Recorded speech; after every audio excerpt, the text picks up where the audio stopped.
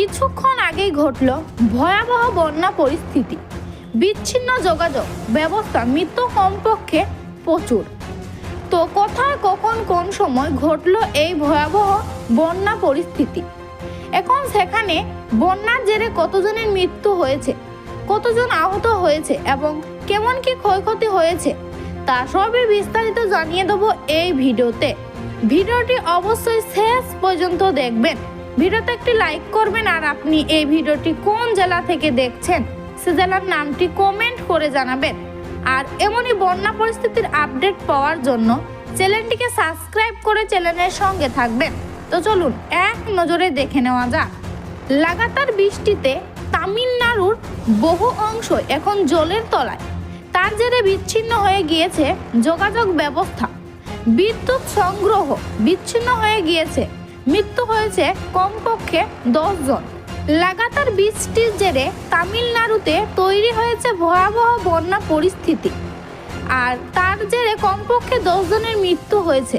বিগত কয়েকদিন ধরে বৃষ্টি হয়ে চলেছে তামিলনাড়ুতে, আর এতেই জনজীবন কার্যত স্তব্ধ হয়ে গিয়েছে।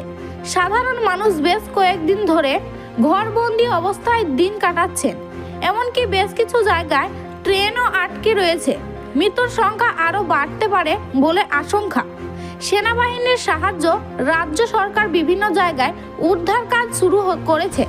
রবিবার অতি ভারী বৃষ্টিতে খুব ক্ষতিগ্রস্ত হয়েছে তিরুনেলভেলির দক্ষিণা অঞ্চল এবং থুতুকুড়ি জেলা। বহু গ্রাম জলের তলায় তলিয়ে গিয়েছে। সেখানে পৌঁছানো প্রায় অসম্ভব হয়ে পড়েছে।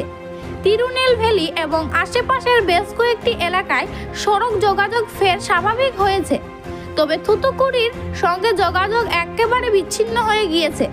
বিমানে ওঠানামা এখন বন্ধ রাখা হয়েছে।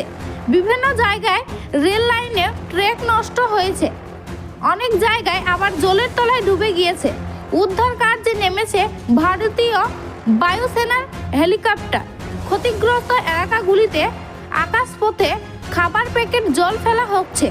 অনেক জায়গায় একদিনে 40 সেমি বৃষ্টি হয়েছে। কায়ালপট্টি নামে স্বাভাবিক 95 সেমি বৃষ্টি হয়েছে বলে জানিয়েছে হাওয়া অফিস।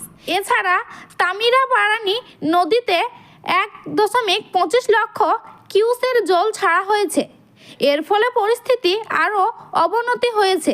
বন্যা পরিস্থিতি একটু স্বাভাবিক হলে বহু জায়গায় বিদ্যুৎ সংযোগ ফিরে আসবে বলে জানা গিয়েছে।